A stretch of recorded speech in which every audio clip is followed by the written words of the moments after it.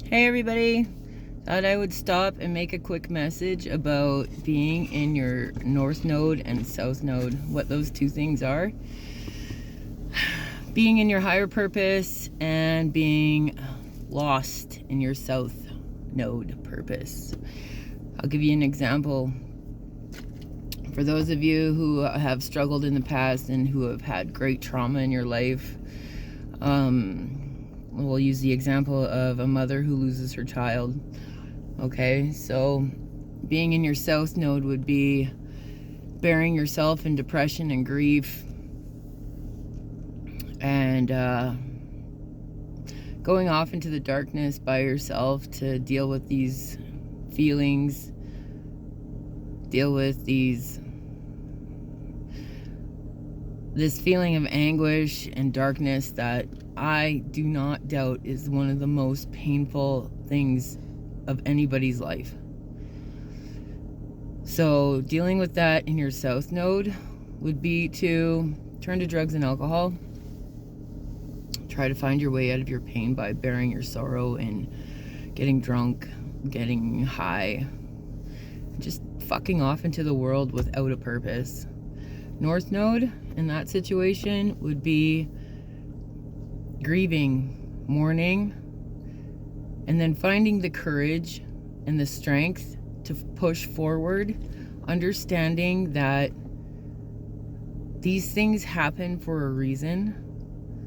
Whether we can come to terms with their good reasons or bad reasons, that's up to you. We all have free will, and there's no right or wrong choice.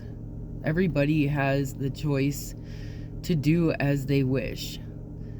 And those are all lessons that we learn. So a North Node, and how you would know that you're in it, is that you found a way to transmute your pain into purpose.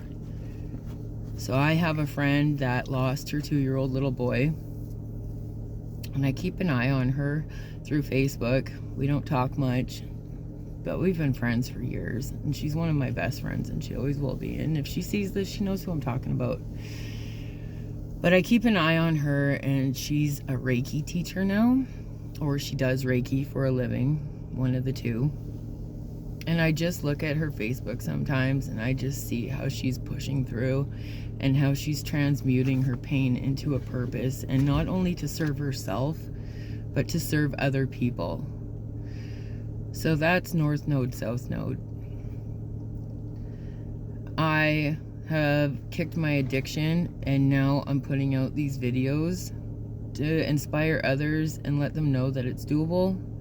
And when you come out on the other side, not only is it doable, but it will also inspire you to become an inspiration for other people. And I just want to say thank you to all the people that are out there living in their North Nodes, because when you can identify with somebody else's pain and see them walk through the fire and come out on the other side burnt but not dead, it is so valuable to other people for inspiration, not only who they can become, but that somebody else has been there and done it. So yeah, that's what I wanted to talk about today, was North Node, South Node. Once you get to your North Node, everything's aligned, and everything just starts to make sense. And then you're free. You'll never forget the loss of a child. And the one thing that I do know, for those of you who have kids who are struggling in life, a mother's prayer or a father's prayer for their child is one of the strongest things in the universe. So if you're struggling, or your kid's struggling, and you just are so scared when they leave the house, not knowing if they're going to come back, not knowing if when they do come back, if they're going to be fucked up on drugs or doing the nod because they've gotten into fentanyl, or if you're going to find them dead one day because of that shit, pray for them, because it works. That's the message. And also, here's another thing. I'm going to start doing spiritual guidance counseling for teenagers and young adults. So if anybody has a kid who's struggling and you need help, message me and I'll do my best to work with your kid and you and to figure out what the problem is, because no amount of medication, no amount of counseling from somebody who doesn't understand what that kid is going through. I'm not saying no amount, those things could help.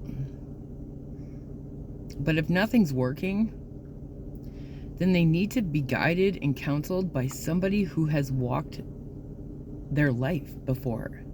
Not their particular life, but who has gone through the same shit that they've gone through. And so that they can have trust that that person understands how they feel. Because the number one thing I understood while I was getting clean is that I didn't want anybody around me, or I didn't want anybody's opinion who hadn't suffered the way that I suffered. And it's a wall that we build around ourselves because we don't think anybody else understands. But the minute you sit down and have a conversation with somebody else who's been there, there's a certain amount of compassion, trust, and that enables somebody to open up about what is really triggering them to do these things. So I'm going to start doing that.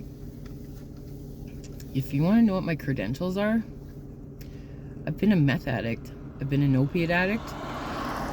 I have been a shitty mom. I have come from a broken home. And those are all the credentials you need. And I have faith.